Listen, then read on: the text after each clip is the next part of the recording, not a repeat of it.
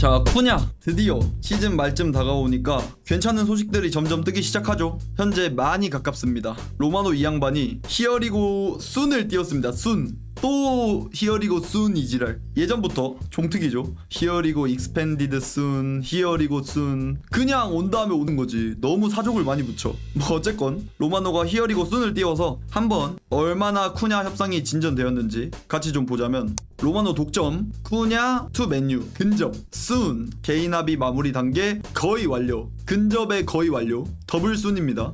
개인 합의는 마무리 단계고, 쿠냐가 바이아웃이 존재하다 보니까 개인 합의만 마무리되면 구단 간 협상 필요 없이 바로 바이아웃 지르고 데려오면 되는 거라, 개인 합의 마무리 단계라는 것은 맨유와 쿠냐가 매우 가깝다는 이야기겠죠. 독점, 맨유가 쿠냐 영입 근접, 쿠냐 측 또한 이 해당 프로젝트 수락했으며 개인 합의가 거의 완료되어 마무리 중에 있다고 하죠. 아까 제가 말씀드린 것, 맨유가 해당 바이아웃 약 6천만 파운드의 방출 조항, 한화로 따지면 대충 1100억 정도 합니다. 해당 방출 조항을 지불할 것이므로 맨유와 쿠냐 사이에 최종 세부사항, 그리고 구단과 구단 사이에도 최종 세부사항 정리하면 히어리고, 그러면 이적이 완료된다고 하죠. 좀 더 구체적인 이야기 보자면, 아까 말했던 것들, 일단 아모림과 구단 자체에서 이미 쿠냐를 리그에서 검증된 직전감 수준급 선수, 이건 뭐 아모림이랑 구단이 인정한 것뿐만 아니라 우리도 알고 있잖아요. 쿠냐가 이번 시즌 지난 시즌 프리미어리그에서 보여줬던 폼 생각하면 오면 무조건 레귤러하게 뛰어줄 수 있는 선수라는 건 누구든 알고 있을 것 같습니다. 그리고 맨유는 쿠냐에 대한 중요한 계약 제안을 준비했는데 해당 계약 제안서를 이미 쿠냐 측에 보냈다고 하고, 쿠냐는 챔스 진출 여부가 아니라 장기적인 프로젝트에 따라 결정을 내릴 것으로 예상. 챔스 티켓 상관없다, 유로파리그 결승전 진다고 해도 난 맨유의 장기적인 프로젝트, 아모림의 프로젝트를 보고 맨유로 갈 거다. 무슨 뭐 다른 챔스 티켓 있어야 맨유 온다, 이딴 근본 없는 공격수들이랑은 차원이 달라. 그냥 맨유를 위해서, 맨유의 프로젝트를 위해 온다잖아. 일단 쿠냐는 이 정도로 맨유행 합류를 선호한다고 합니다. 일단 이 바이아웃 조항 자체는 구체적인 문제로 보고 있지 않다고 하며, 쿠냐랑 개인 조건 합의만 하면, 개인 조건 합의 해당 부분이 가장 중요하기 때문에, 근데 이 해당 부분도 거의 다 마무리가 되었다고 해서 현재 계약이 확실히 가까워진 상태. 그리고 해당 이야기가 중요합니다. 또 다른 10번 선수와 계약할 수 있는 맨유. 일부 소식통은 10번 포지션에 한 명 더 추가될 가능성도 열어두고 있는데, 이는 방출 선수의 상황에 따라 스트라이커 뒤에서 활약할 수 있는 선수가 한 명 더 필요하기 때문, 이는 FFP가 중요할 것. 우선순위는 마테우스 쿠냐라고 해도 또 다른 10번 선수와 계약할 수 있는 맨유라고 하죠. 제가 이전에 말씀드렸던 세메뇨, 은베모, 이런 선수들이 딱 해당 포지션에 부합하겠죠. 스트라이커도 뛸 수 있지만 10번 롤까지 뛸 수 있는 선수들. 쿠냐도 그럴 거고, 은베모도 그럴 거고, 세메뇨도 그럴 거고. 그만큼 지금 호일룬에 대한 확신이 전혀 없기 때문에 스트라이커까지 볼 수 있는 선수를 원하는 거겠죠. 그래서 일단 유로파리그가 끝나고 유로파리그 결승전이 진행된 이후에 히어리고라든지 뭐 데이비드 온스테인발 소식이라든지 이런 확실하게 100% 쿠냐가 맨유에 합류했다, 이런 소식들이 해당 결승전 이후에 뜰 예정이고, 아까도 말한 또 다른 10번 선수 관련된 내용들도 유로파리그 결승전 이후에 5월 말에서 6월 초 이쯤에 또 다른 10번 은베모, 세메뇨 이런 이야기도 계속해서 나오겠죠. 히어리고 관련된 건 최소한 유로파리그 결승전 이후에 확실한 소식이 뜰 것 같습니다. 안 된다, 진짜 안 된다. 지금 아스날하고 맨유하고 이 정도 클럽에서 요케레스에 관심을 보이고 있었는데, 리버풀이 요케레스 영입 경쟁에 참전했다고 하고, 이 졸지라는 ITK가 있는데 해당 ITK가 벤피카 1티어 ITK예요. 근데 포르투갈 리그 내 다른 팀들에게도 공실력이 조금은 있는 편입니다. 대표적인 예시로 아모림이 맨유에 올 때 테나흐가 경질된 이후에 아모림과 맨유가 개인 협상을 하고 있다, 그리고 맨유와 스포르팅이 구단 간 협상을 하고 있다, 이런 소식을 해당 ITK가 보도하기도 해서 아예 무시할 만한 소식은 아닌 것 같아요.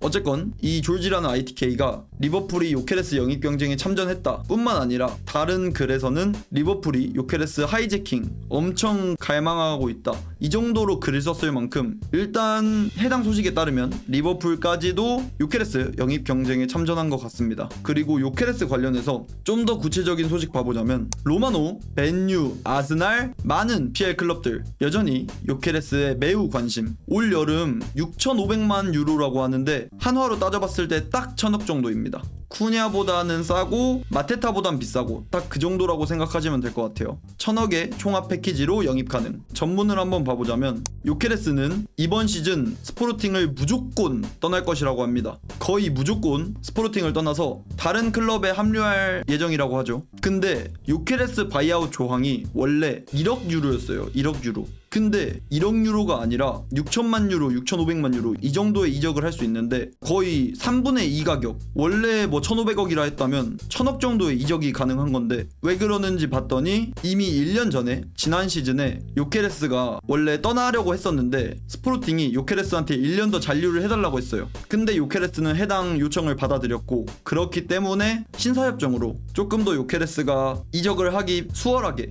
구단도 배려를 해주면서 요케레스가 애초에 구단을 먼저 배려해줬기 때문에 구단 또한 요케레스가 좀 더 수월하게 이적을 할 수 있게 1,500억이 아닌 1,000억 정도의 이적을 허용한 거겠죠.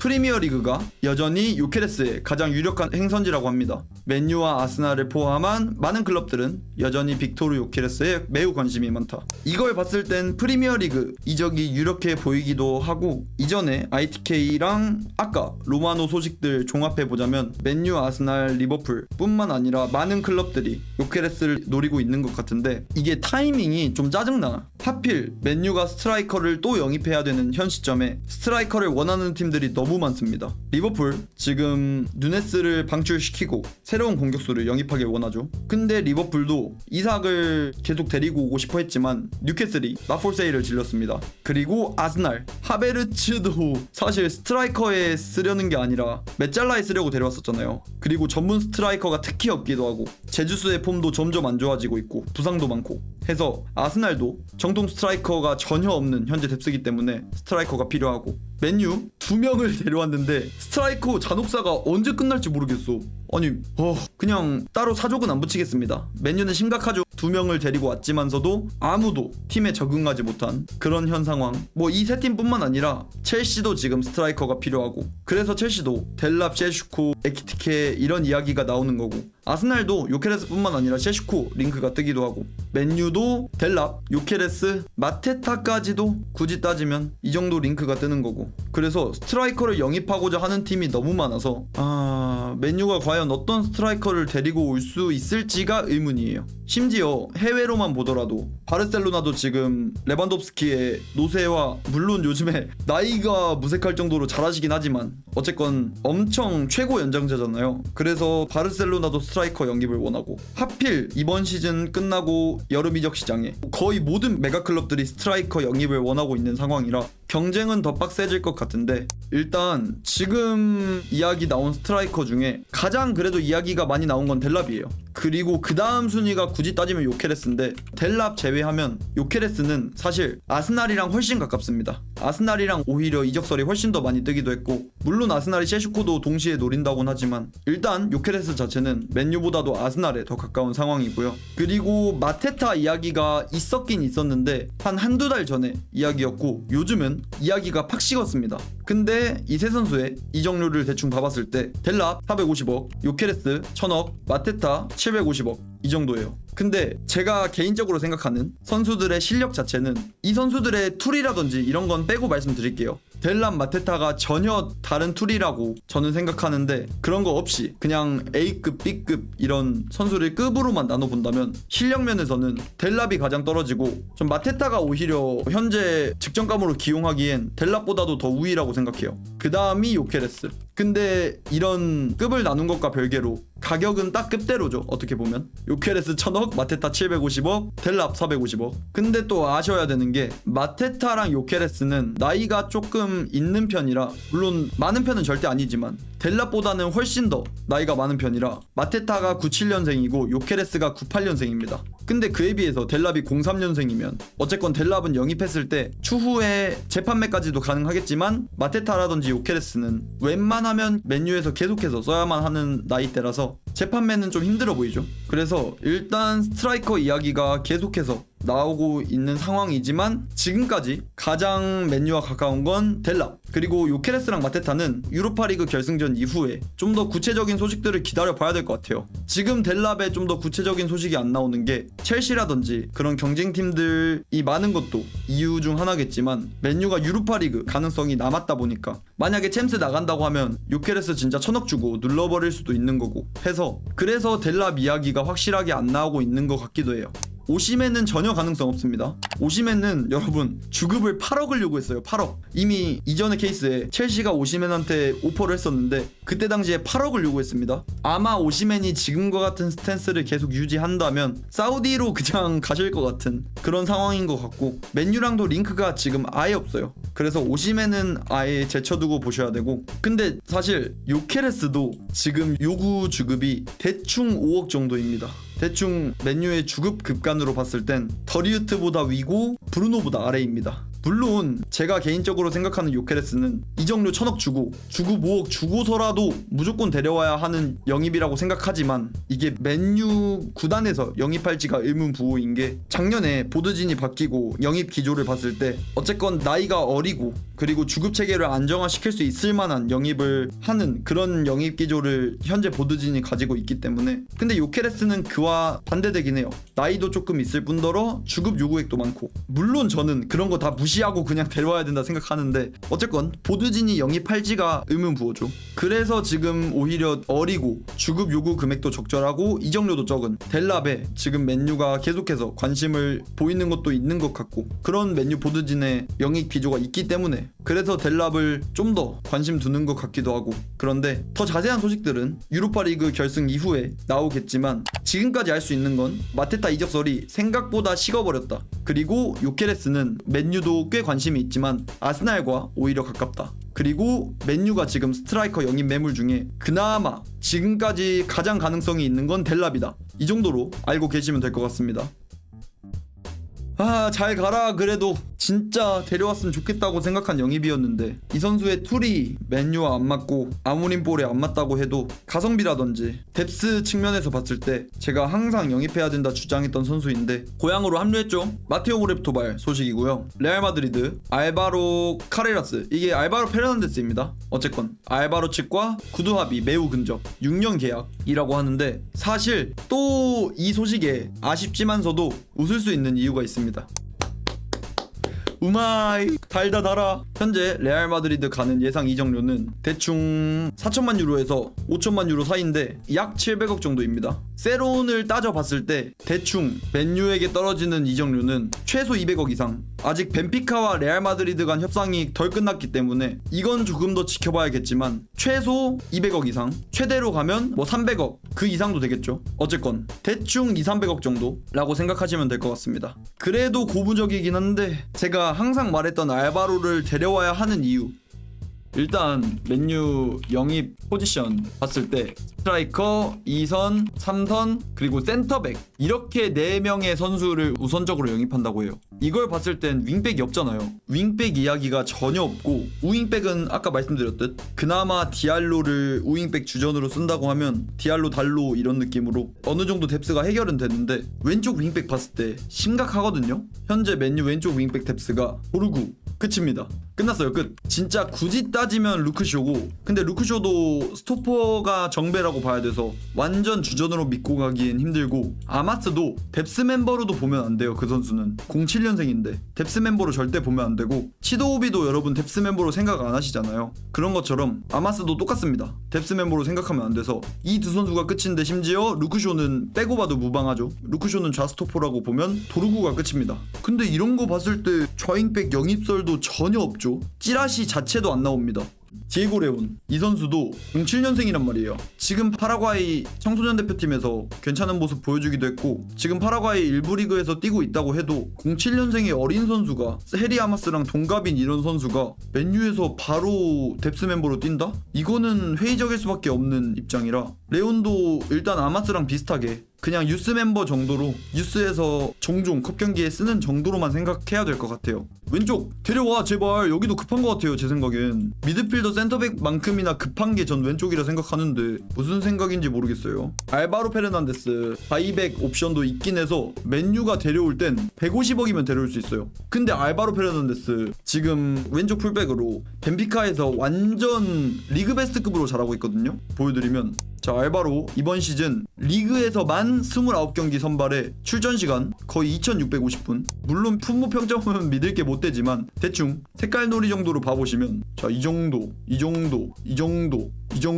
그냥 진짜 리그 베스트급이에요. 물론 그런 시각도 존재할 수 있어요. 알바로 페르난데스가 왼쪽 풀백이지 왼쪽 윙백에서 뛰기에는 알맞지 않다라는 이야기를 할 수도 있는데, 이 선수가 드리블이라든지 속도라든지 발밑의 유려함보다는 킥과 관련된 거에 강점이 있는 선수라, 그리고 높이에 강점이 있는 선수라 윙백에는 조금 애매할 수도 있다라는 생각도 있지만, 지금 왼쪽 윙백 뎁스가 도르구밖에 없고 루크쇼도 언제 깨질지 모르는데 이 정도 뎁스로 다음 시즌까지 끌고 가기에는 뎁스 채우기 용으로라도, 그리고 이 선수가 윙백에서 터질 수 있다는 기대감도 있고 해서 150억이면 완전 염가인데 데려와서 긁어보는 게 낫지 않나 싶지만, 저의 생각은 그렇지만 못 데려오는 게 아쉽긴 해도 이 정도 돈 먹는 거면 불행 중 다행인 거라. 그리고 지금 맨유가 애초에 리빌딩을 위해서 현금이 필요한 상황이라서 되게 고무적인 그런 상황 같습니다.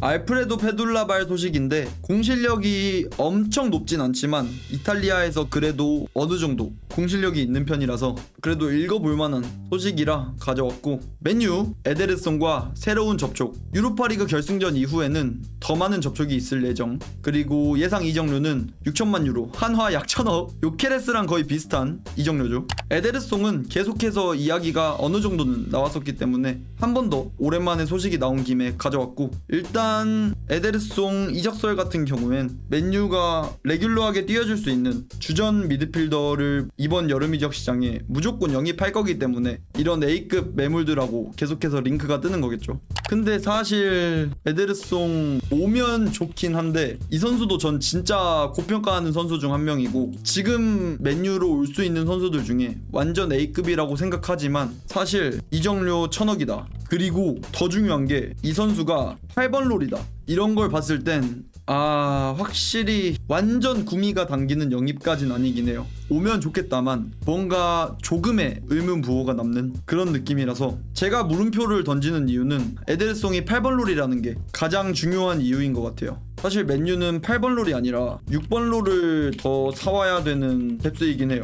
3선에 2명, 투볼란치에 1명 8번 롤, 1명 6번 롤이라고 하면 8번 롤은 우가르테뿐만 아니라 브루노까지도 솔직히 8번 롤로 쓰는 게 더 이 선수의 장점을 극대화시켜줄 수 있는 포지션이라고 생각하는데, 지금 우가르테가 8번 롤이기 때문에 브루노가 6번 롤을 맡고 있는 현재 맨유란 말이에요. 그리고 최근에 맨유 경기력 좋았을 때 경기에 보면 브루노, 카세미루 이렇게 투미들로 나왔었잖아요. 그게 제가 개인적으로 좋았다고 생각하는 거시적인 이유 중에 그중 하나가 카세미루가 6번 롤을 어느 정도 볼 수 있기 때문에, 그래서 브루노가 조금 더 공격 지향적으로 나가서 경기력이 더 좋았던 것도 있다고 생각하거든요. 근데 우가르테는 6번 롤이 전혀 안 됩니다. 딱 8번이라고 봐야 돼요. 근데 지금 카세미루가 다음 시즌 나갈 수도 있는 상황에 6번 롤이 그러면 브루노 하나밖에 없을 뿐더러 브루노도 원래 8번 롤이라든지 이 선으로 써야지 더 장점이 나오는데, 에데르송까지 데려와 버리면 확실히는 모르겠어요. 6번 롤이라고 하면 대충 생각해봤을 때 스포르팅의 히울만이라든지 아니면 풀럼의 베르게, 이런 선수들을 대표적으로 6번 롤이라고 볼 수 있는데,